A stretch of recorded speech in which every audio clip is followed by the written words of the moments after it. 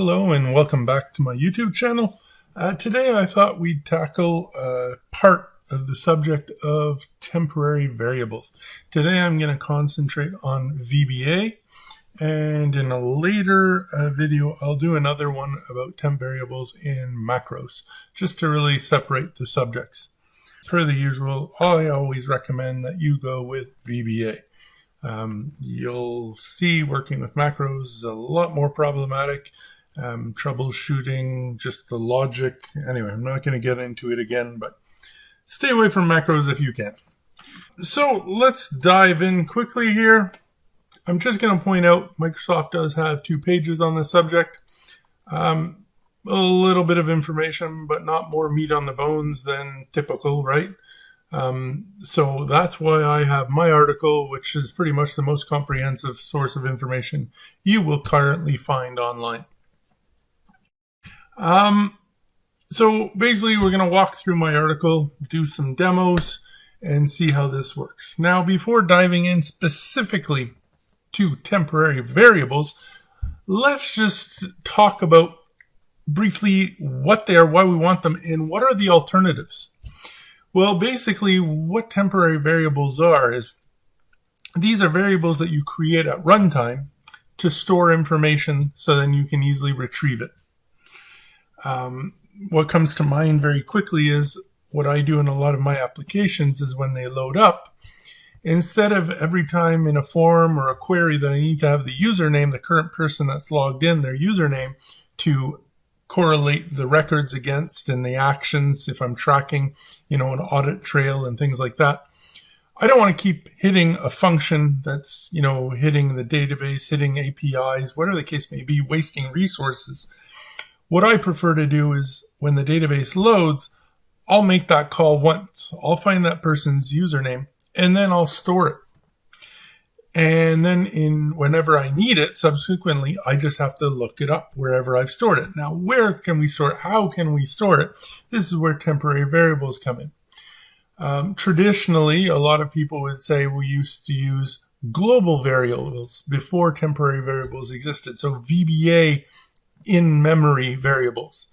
Another option some people like to use are database properties. So it's hidden in database properties. You can store it in tables. You can write it to external tables. Some people like to have opened hidden forms, and they can store it directly in a form and just retrieve it that way. So there's lots of ways of doing this, but when Office Access 2007, I really should say Access because temporary variables are access specific, for better, for worse. When 2007 came out, this is when they introduced the idea of temporary variables. So if you're on an old version, obviously this doesn't apply to you, but 2007 has been out now for a few years, and I think most people have now moved on to it. So how does this all work? What do we need to know? Well, the beauty of temporary variables is they are global in nature. So if you create it in a module or whatnot, you can access it in other ones. You can access it in your forms. You can access it in your queries. Under quotations, there's an issue there. You can access it through macros, as we'll see in a later video.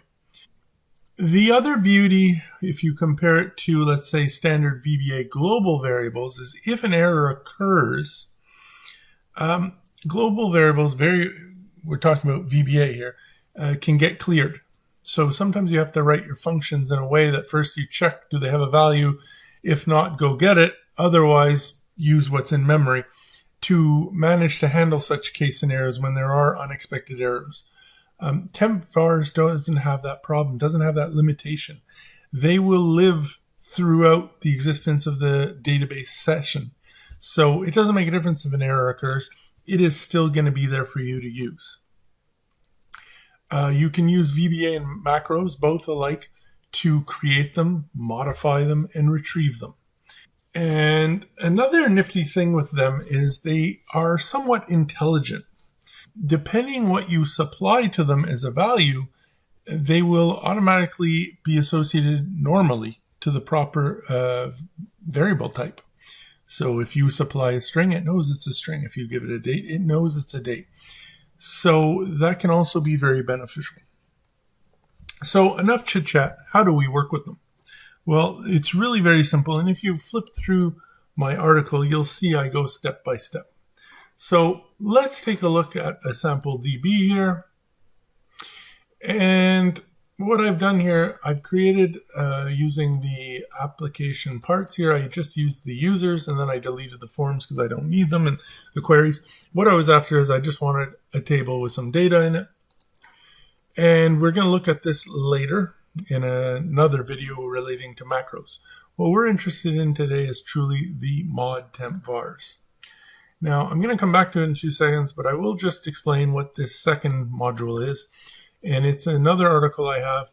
It's going to help with the presentation in the immediate window, just to align things to make it easier to visually read. Okay, so it's just a formatting function that I created, and it's all on my website as well. So you'll see here, I'm using the string pad function, which is this guy right here, within my debug print, just to align things and make it pretty for you all. So enough chit chat. Here we are. How do we create a new temporary variable? Well, right here, I'm supplying you with a whole series of examples. So what you do is it's always the same format. TempVars, exclamation point, and then the name that you want to give to the new temporary variable. And then you do equal and what its value is. Now we have to follow the same rules that we do everywhere else. So if it's a string, you're going to use quotations to surround it. If it's a date, you use the hash. You can use formatting functions. You can use the Boolean. So you can do all the standard stuff, and you need to do the standard stuff so it gets typecast properly to the right type of variable. That way you can use it subsequently. So what I've done here is I've just created a whole bunch of different variables just to illustrate how it works. So I'm just going to run this sub, and now all of these have been created.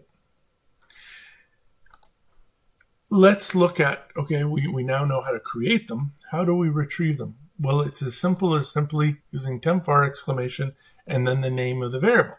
So for instance, I want to get the username here. We just copy it, come here, there it is, Dano. I want to get the start date. No problem, come down here, there we go. I want to get the is active. No problem. There it is. So as you can see, it's very easy to retrieve, to create and retrieve. I will just say one thing about the create. I'm using this version, this syntax. There is another version. I'm not very big proponent of it, but just to illustrate to you, you can do TempVars, then do add, and you'll see here it's asking for a name and then a value. Okay. So we could come here, we could do, let's say, first name, and here we could put Daniel, okay? So this is another way of doing it, and there's nothing wrong with it. And if I come here and I do first name, you'll see you get Daniel. So it works equally well. I just personally prefer this. I find it easier to read and understand quickly. I know exactly the variable. It's just a personal preference, but you can use whatever syntax you want, and there's nothing wrong with that. So we've done the defining them, we've done retrieving them. How about deleting them? Well, you're going to see to delete them, we have two approaches. We can delete a single entry, or we can delete all of them in one shot. Let's take a look at it. How do we delete one? Let's clear this out. Well, it's very simple. If we, once again, use IntelliSense, that's what it's there for, dot, and you'll see we have a remove and we have a remove all. Well, let's do remove, and then it's asking for the variable. What are we wanting to delete? So we just need to give it the name of the temporary variable. So we want to, let's say, remove username. And there you go. And we can then use our standard technique to double check. Do we have a value? No, we do not. It is now null. And we're going to come back to that in a second. So this is as simple as that. You can delete them one by one. There's no issue. And now quantity is no longer defined. The other option, as we saw, is we can also do TempVar remove, but this time all. And if we do that, even the ones we hadn't previously defined to delete are also now null. So it wouldn't make a difference which one you do. They'll all be null now because we did remove all. So every single temporary variable has been wiped from existence. Okay, next, testing for the existence. Well, what did we just determine? Well, it was very easy to see that if we wipe them, they are set to null. So how can we test if something exists? Is all we have to do is validate if it's null or not. So therefore, we can use the isNull function to determine if it exists. Is null true? So if it's true, that means it doesn't exist. And just to give you an example here, there's no real reason to do this, but you could create a function like this, and then you could do, does a TempVar exist in your if statement?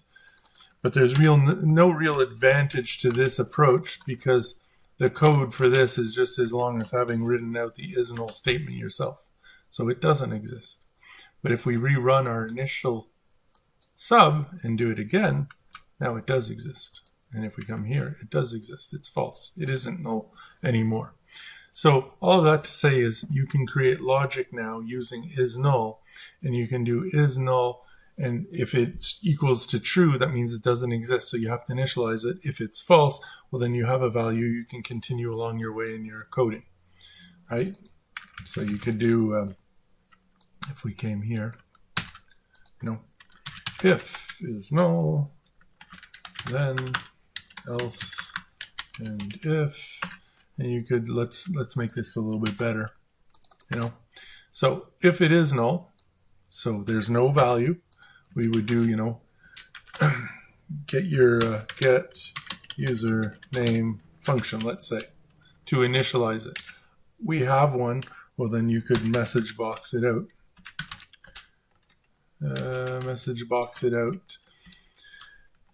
To the user. Yeah, however you want to do it, it's up to you, but it's no more complicated than a single if statement to validate if it exists or not. What's next?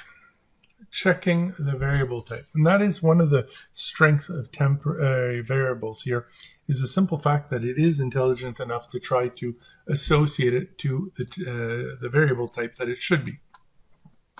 Now to illustrate this, let's come here. Let's clear all of this out. So let's run this guy again. Let's initialize all our temporary variables so they're initialized. And we can, once again, very easily just come here and validate that. We have values, okay?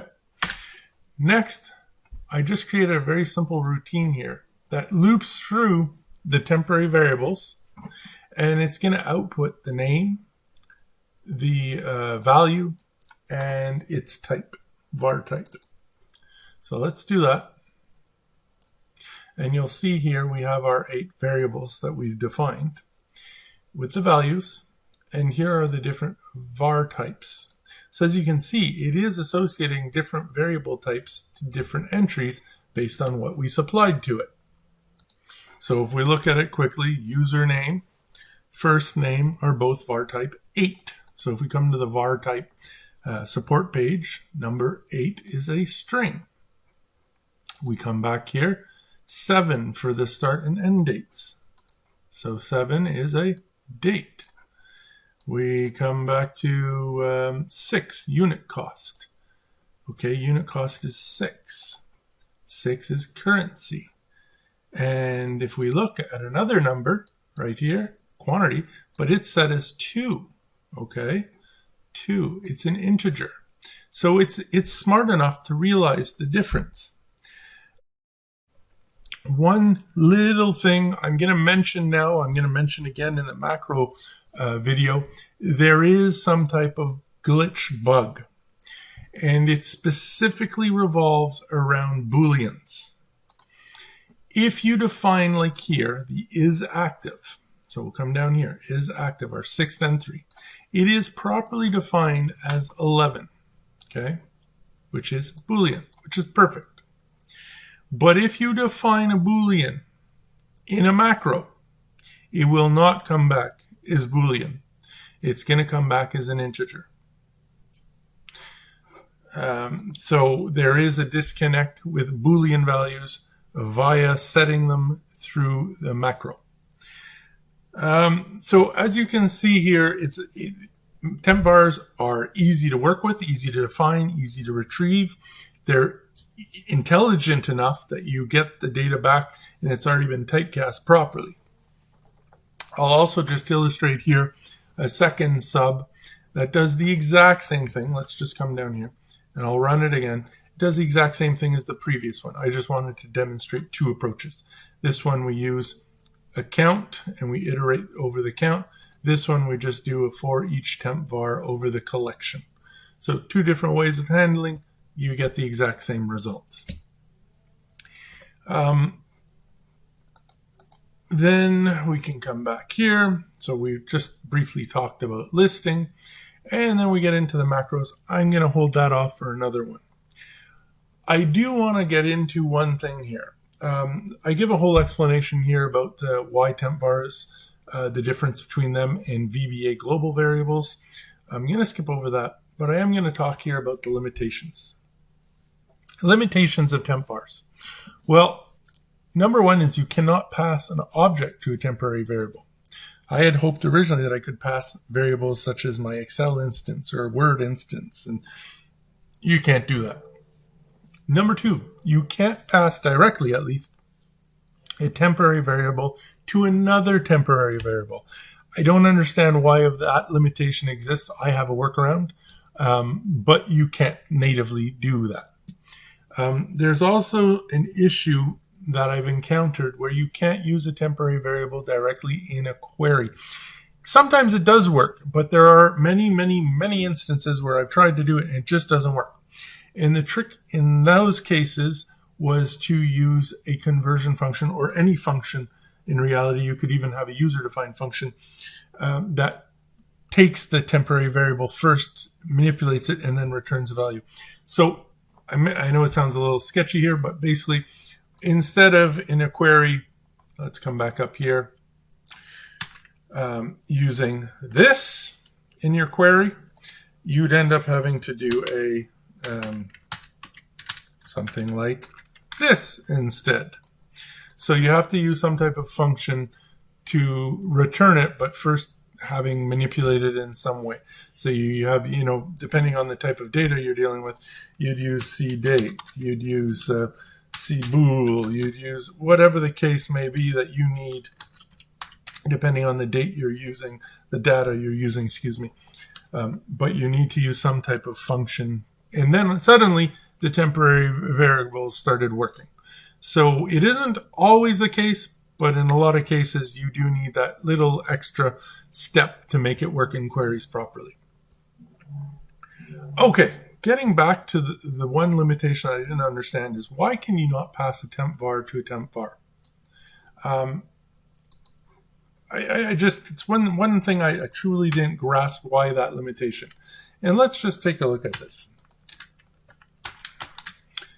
Okay, we're going to create a TempVar username 2. We're going to equate it to username.